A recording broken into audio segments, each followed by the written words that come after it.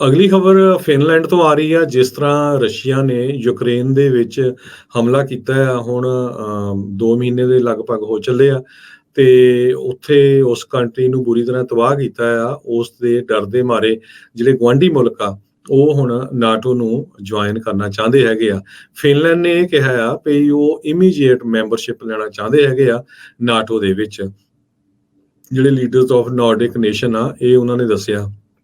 Finland ਦੀ ਜਿਹੜੀ entry ਆ ਇਹ ਜੇ ਨਾਟੋ ਦੇ ਵਿੱਚ ਹੁੰਦੀ ਆ ਤੇ ਰਸ਼ੀਆ ਵਾਲੇ ਕਹਿੰਦੇ ਆ ਵੀ ਇਹ ਇੱਕ ਬਹੁਤ ਮਾੜਾ ਸਟੈਪ ਹੋਊਗਾ, ਇਹ ਸਾਡੇ ਲਈ ਜਿਹੜਾ ਖਤਰਾ ਹੈਗਾ ਆ। ਮਾਸਕੋ ਨੇ ਇਹ ਕਿਹਾ ਵੀ ਫਿਨਿਸ਼ ਐਕਸੈਸ਼ਨ ਹੋਊਗਾ। ਹੰਡਰਡਸ ਆਫ ਮਾਈਲਸ ਜਿਹੜੇ ਨਾਟੋ ਦੇ ਬਾਰਡਰ ਆ ਉਹ ਸ਼ੇਅਰ ਹੁੰਦੇ ਹੈਗੇ ਰਸ਼ੀਆ ਦੇ ਨਾਲ। ਸੋ ਉਹ ਕਹਿੰਦੇ ਵੀ ਸਾਡੀ ਜਿਹੜੀ ਸਿਕਿਉਰਿਟੀ ਆ ਉਸ ਨੂੰ ਇਹ ਥ੍ਰੈਟ ਹੋਊਗਾ। ਫਿਨਿਸ਼ ਪ੍ਰੈਜ਼ੀਡੈਂਟ ਸੌਲੀ ਨੀਸਟੋ ਜਿਹੜੇ ਹੈਗੇ ਆ, ਇਸੇ ਤਰ੍ਹਾਂ ਪ੍ਰਾਈਮ ਮਿਨਿਸਟਰ ਸਾਨਾ ਮਰੀਨ ਆ, ਉਹਨਾਂ ਨੇ ਕਿਹਾ ਵੀ ਅਸੀਂ ਕਈ ਹਫ਼ਤਿਆਂ ਦੀ ਡੈਲੀਬਰੇਸ਼ਨ ਤੋਂ ਬਾਅਦ ਇਹ ਸੋਚਿਆ ਆ ਵੀ ਅਸੀਂ ਨਾਟੋ ਦੀ ਮੈਂਬਰਸ਼ਿਪ ਨੂੰ ਅਪਲਾਈ ਕਰਨ ਜਾ ਰਹੇ ਹੈਗੇ ਆ। ਸੋ ਜੇ ਉਹ ਨਾਟੋ ਦੇ ਮੈਂਬਰ ਬਣਦੇ ਆ ਤੇ ਫਿਨਲੈਂਡ ਦੀ ਜਿਹੜੀ ਪੂਰਾ ਡਿਫੈਂਸ ਅਲਾਇੰਸ ਆ ਉਹ ਸਟਰੋਂਗ ਹੋਊਗਾ। ਅਗਲੀ ਖਬਰ ਸੈਨੋਜ਼ੇ ਕੈਲੀਫੋਰਨੀਆ ਤੋਂ ਆ ਰਹੀ ਹੈ, ਜਿੱਥੇ ਕਿ ਸੈਨੋਜ਼ੇ ਜਿਹੜੀ ਸਿਟੀ ਆ ਉਹਨਾਂ ਨੂੰ $25.2 ਮਿਲੀਅਨ ਦੀ ਫੰਡਿੰਗ ਮਿਲੀ ਆ, ਜਿਸ ਦੇ ਮੁਤਾਬਕ ਡਾਊਨਟਾਊਨ ਦੇ ਵਿੱਚ ਇੱਕ ਜਿਹੜਾ ਹੋਟਲ ਆ ਉਸ ਨੂੰ ਹੁਣ ਹੋਮਲੈਸ ਰੈਜ਼ੀਡੈਂਸ ਦੇ ਵਿੱਚ ਕਨਵਰਟ ਕੀਤਾ ਜਾਊਗਾ। 90 ਕਮਰਿਆਂ ਵਾਲਾ ਅਰੀਨਾ ਹੋਟਲ ਜਿਹੜਾ ਕਿ ਦਾ ਐਲਾਮੀਡਾ ਸਟਰੀਟ ਦੇ ਉੱਤੇ ਹੈਗਾ ਆ, ਉਹ ਸਿਟੀ ਨੇ ਪਰਚੇਜ਼ ਕਰ ਲਿਆ ਸੀ ਤੇ ਗਵਰਨਰ ਗੈਬਨ ਨਿਊਸਮ ਵੱਲੋਂ ਹੋਮ ਕੀ ਪ੍ਰੋਗਰਾਮ ਦੇ ਅੰਡਰ ਇਹ ਫੰਡਿੰਗ ਲਈ ਗਈ ਹੈਗੀ ਆ। ਇਹ ਜਿਹੜਾ ਪ੍ਰੋਗਰਾਮ ਆ 10,000 ਦੇ ਕਰੀਬ ਹਾਊਸਿੰਗ ਯੂਨਿਟਸ ਅਪਲਾਈ ਕਰੂਗਾ ਆਲ ਓਵਰ ਕੈਲੀਫੋਰਨੀਆ ਦੇ ਵਿੱਚ। ਤੇ ਕਹਿੰਦੇ ਪਈ ਇਹ $150 ਮਿਲੀਅਨ ਹੋਰ ਇਸ ਜਿਹੜੇ ਹੋਮ ਕੀ ਕੋਫਰਸ ਆ ਉਹ ਇਹਦੇ ਵਿੱਚ ਮਨੀ ਐਡ ਕਰਨਾ ਚਾਹੁੰਦੇ ਹੈਗੇ ਆ, ਜਿਹਦੇ ਨਾਲ ਜਿਹੜੀ ਹੋਮਲੈਸਨੈਸ ਆ ਉਸ ਨੂੰ ਖਤਮ ਕੀਤਾ ਜਾ ਸਕੇ। ਸੋ ਹੁਣ ਸਿਟੀ ਆਫ ਸੈਨੋਜ਼ੇ ਨੂੰ $25 ਮਿਲੀਅਨ ਮਿਲਿਆ। ਸੋ ਇਸ ਹੋਟਲ ਦੇ ਵਿੱਚ ਜਿਹੜੇ ਹੋਮਲੈਸ ਪੀਪਲ ਆ ਉਹਨਾਂ ਨੂੰ ਇਹ ਰੱਖਿਆ ਜਾਊਗਾ। ਮੇਅਰ ਜਿਹੜੇ ਸੈਮ ਲਿਕਾਰਡੋ ਆ ਉਹ ਸੈਨੋਜ਼ੇ ਦੇ, ਉਹਨਾਂ ਨੇ ਇਹ ਕਿਹਾ ਆ ਵੀ ਅਸੀਂ 2016 ਦੇ ਵਿੱਚ ਇਹ ਕੰਮ ਸ਼ੁਰੂ ਕੀਤਾ ਸੀ ਅਨਹਾਊਸਡ ਨੇਬਰਸ ਦੇ ਲਈ, ਤਾਂ ਕਿ ਜਿਹੜੀਆਂ ਪ੍ਰੋਪਰਟੀਜ਼ ਆ ਖਾਸ ਕਰਕੇ ਹੋਟਲਸ ਆ ਉਹਨਾਂ ਨੂੰ ਬਾਈ ਕਰਕੇ ਕਨਵਰਟ ਕਰਕੇ ਇੱਥੇ ਹੋਮਲੈਸ ਲੋਕਾਂ ਨੂੰ ਰੱਖਿਆ ਜਾ ਸਕੇ। ਅਗਲੀ ਖਬਰ ਫਿਨਲੈਂਡ ਤੋਂ ਆ ਰਹੀ ਆ। ਜਿਸ ਤਰ੍ਹਾਂ ਰਸ਼ੀਆ ਨੇ ਯੂਕਰੇਨ ਦੇ ਵਿੱਚ ਹਮਲਾ ਕੀਤਾ ਆ, ਹੁਣ 2 ਮਹੀਨੇ ਦੇ ਲਗਭਗ ਹੋ ਚੱਲੇ ਆ ਤੇ ਉੱਥੇ ਉਸ ਕੰਟਰੀ ਨੂੰ ਬੁਰੀ ਤਰ੍ਹਾਂ ਤਬਾਹ ਕੀਤਾ ਆ। ਉਸ ਦੇ ਡਰ ਦੇ ਮਾਰੇ ਜਿਹੜੇ ਗੁਆਂਢੀ ਮੁਲਕ ਆ ਉਹ ਹੁਣ ਨਾਟੋ ਨੂੰ ਜੁਆਇਨ ਕਰਨਾ ਚਾਹੁੰਦੇ ਹੈਗੇ ਆ। ਫਿਨਲੈਂਡ ਨੇ ਇਹ ਕਿਹਾ ਆ ਵੀ ਉਹ ਇਮੀਡੀਏਟ ਮੈਂਬਰਸ਼ਿਪ ਲੈਣਾ ਚਾਹੁੰਦੇ ਹੈਗੇ ਆ ਨਾਟੋ ਦੇ ਵਿੱਚ।